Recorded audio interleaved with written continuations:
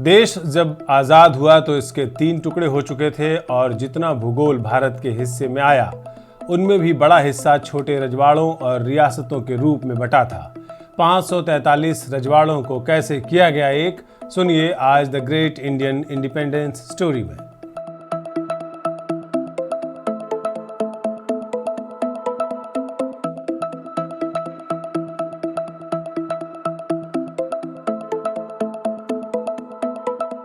अभिवादन स्वीकार कीजिए मंजीत ठाकुर का। स्वतंत्रता संग्राम की बलिवेदी पर आज़ादी के अनगिनत दीवानों ने अपने प्राण तक न्योछावर किए।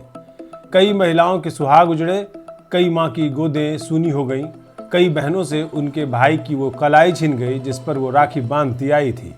आखिरकार लंबे संघर्ष के बाद 15 अगस्त 1947 को भारत ब्रिटिश गुलामी की बेड़ियों से आज़ाद हुआ, लेकिन देश का बंटवारा भी हो चुका था, मजहब के आधार पर बंटवारा। भारत से कटकर एक नया मुल्क पाकिस्तान बन चुका था।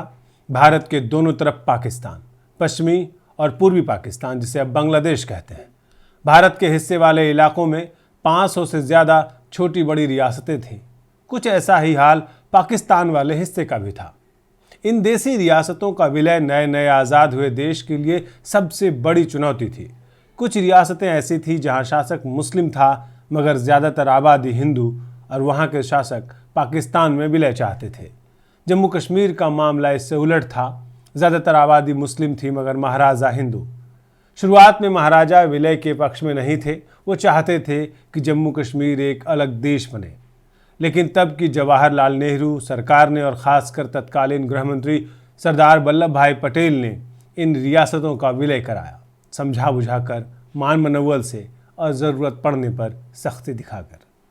तिनका तिनका जोड़कर जैसे चिड़िया घोंसला बनाती है, वैसे ही एक एक रियासत जोड़कर आधुनिक भारत की नींव रखी गई। आइए एक नज़र डालते हैं कश्मीर, हैदराबाद, त्रावणकोर, मणिपुर, जूनागढ़, भोपाल, जोधपुर जैसे कुछ प्रमुख देसी रियासतों के भारत में विलय पर। देसी रियासतों के विलय की बात हो तो जम्मू और कश्मीर के विलय की कहानी के बिना अधूरी होगी। रियासत के शासक महाराजा हरि सिंह थे। आज़ादी के वक्त वो तय ही नहीं कर पा रहे थे कि क्या करें। उनके सामने भारत या पाकिस्तान में विलय का विकल्प था। विलय को लेकर उनकी भारत के साथ बातचीत चल रही थी, लेकिन महाराजा असमंजस में थे। वो जम्मू कश्मीर को स्वतंत्र देश के रूप में देखना चाहते थे। इसी बीच अक्टूबर 1947 में पाकिस्तान ने कबायली लड़ाकों से जम्मू कश्मीर पर हमला करा दिया। हमले में पाकिस्तानी फौज भी शामिल थी। पाकिस्तानी हमले से महाराजा के हाथ पांव फूल गए और उन्होंने तत्काल भारत से मदद की भीख मांगी। 27 अक्टूबर 1947 को महाराजा हरि सिंह ने जम्मू कश्मीर के भारत ने बिना शर्त विलय के समझौते पर दस्तखत किए। भारतीय सेना ने जम्मू कश्मीर से कबायली लड़ाकों और पाकिस्तानी फौज को खदेड़ना शुरू किया। हालांकि उसी बीच संयुक्त राष्ट्र में भारत ने संघर्ष विराम का ऐलान कर दिया, जिसकी वजह से जम्मू कश्मीर का एक बड़ा हिस्सा पाकिस्तान के अवैध कब्जे में चला गया।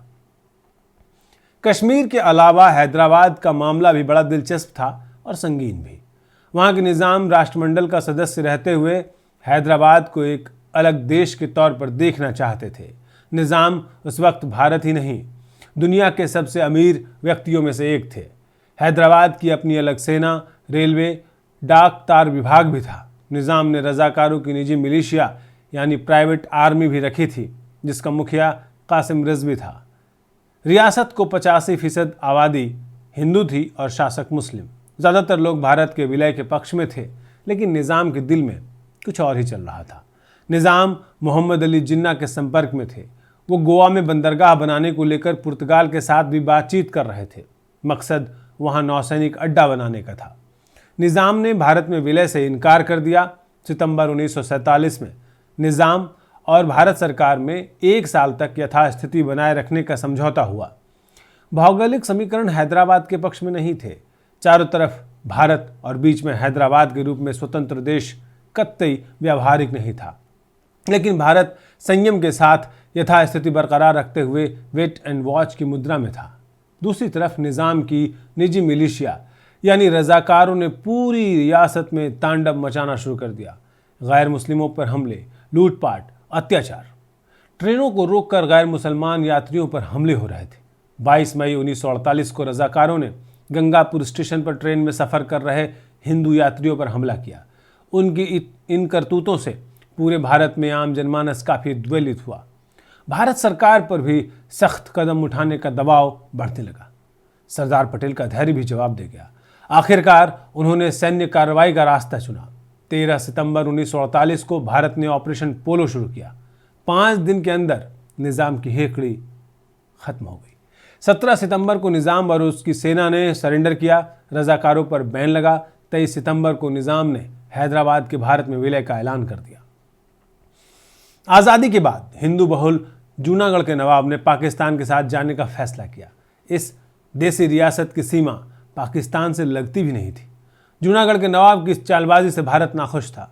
उसे डर था कि अगर जूनागढ़ पाकिस्तान में गया तो रियासत में उथल पुथल मच जाएगी, सांप्रदायिक हिंसा ज्यादा भड़क जाएगी। समझाने के बाद भी जब जूनागढ़ के नवाब अपने रुख पर अड़े रहे तो सरकार ने जूनागढ़ रियासत के तहत आने वाले 2 छोटे छोटे राज्यों को अपने में मिला लिया। जूनागढ़ रियासत की सप्लाई लाइन काटकर चारों तरफ सेना लगा दी गई। बॉम्बे में जूनागढ़ की एक अंतरिम सरकार भी गठित कर दी गई। दबाव बढ़ने के बाद नवाब कराची भाग गया और जूनागढ़ के भारत में मिलने का रास्ता साफ हुआ। फरवरी 1948 में बाकायदा जनमत संग्रह कराया गया, जिसमें 90 से ज़्यादा लोगों ने भारत को चुना। भोपाल रियासत भी हिंदू बहुल थी, ज़्यादातर आबादी हिंदू और शासक मुस्लिम। भोपाल के नवाब हमीदुल्लाह ने कहा कि उनकी रियासत अलग देश के रूप में होगी। वो ऐसी रियासतों को मिलाकर एक अलग देश बनाना चाहते थे जो न भारत में शामिल होना चाहते थे न पाकिस्तान में। नवाब हमीदुल्लाह बॉलीवुड एक्टर सैफ अली खान के पिता मंसूर अली खान पटौदी यानी टाइगर पटौदी के सगे नाना थे।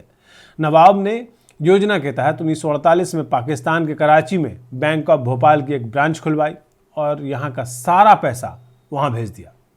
दिसंबर 1948 में नवाब हमीदुल्लाह के खिलाफ रियासत में जन आंदोलन शुरू हुआ।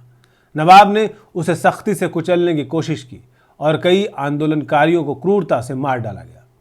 इसके बाद आखिरकार सरदार पटेल को दखल देना पड़ा। उन्होंने बीपी मेनन को दूत बनाकर भोपाल भेजा। तब जाकर 1 जून 1949 को भोपाल का भारत में विलय हुआ। नवाब हमीदुल्लाह इंग्लैंड चले गए। उनकी बड़ी बेटी आबिदा सुल्तान पाकिस्तान चली गई। छोटी बेटी साजिदा पटौदी खानदान की बहू थी। 1946 आते आते ये साफ हो चुका था कि भारत ब्रिटिश उपनिवेश का हिस्सा नहीं रहेगा। उस वक्त त्रावणकोर के दीवान सीपी रामास्वामी इस बात पर अड़ गए कि अंग्रेज़ों के जाने के बाद उनका राज्य स्वतंत्र रहेगा। उन्होंने ऐलान किया कि त्रावणकोर के राजा थिरुनल बलराम वर्मा एक अलग देश के पक्ष में है। ये रियासत खनिज संपदा के मामले में समृद्ध था। मोहम्मद अली जिन्ना खुलकर त्रावणकोर के दीवान के समर्थन में आ गए, जिससे उनका हौसला बढ़ गया। जिन्ना दक्षिण भारत में एक अलग देश की कल्पना करके खुश हो रहे थे। दीवान जिन्ना के बहकावे में आ गए।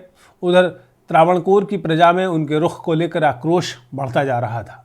जगह जगह सीपी अय्यर के खिलाफ लोग विरोध प्रदर्शन कर रहे थे। जुलाई 1947 में उन पर जानलेवा हमला भी हुआ, जिसमें वो बाल बाल बच गए। सच भी है, भय बिनु होई न प्रीत। इसके बाद त्रावणकोर के राजा का दिल बदला और 30 जुलाई 1947 को त्रावणकोर भारत का हिस्सा बन गया। आज़ादी के बाद जोधपुर रियासत के राजा हनवंत सिंह पाकिस्तान के साथ तोल मोल की कोशिश कर रहे थे। रियासत की ज़्यादातर आबादी हिंदू थी, राजा भी हिंदू, लेकिन राजा मौके को भुनाने के लिए सौदेबाजी कर रहे थे। जिन्ना ने उन्हें कराची के बंदरगाह पर पूर्ण नियंत्रण का लालच दिया था, इसलिए उनका दिल डोल रहा था। मौके की नज़ाकत को भांपते हुए सरदार पटेल ने दखल दी। उन्होंने राजा को संदेश भिजवाया और समझाया कि क्यों भारत में रहना उनके लिए और उनकी रियासत की प्रजा के लिए फ़ायदेमंद है। अच्छी बात यह रही कि राजा हनवंत सिंह शुरुआती आनाकानी के बाद भारत में विलय को राजी हो गए। इस तरह जोधपुर रियासत का भारत में विलय हुआ।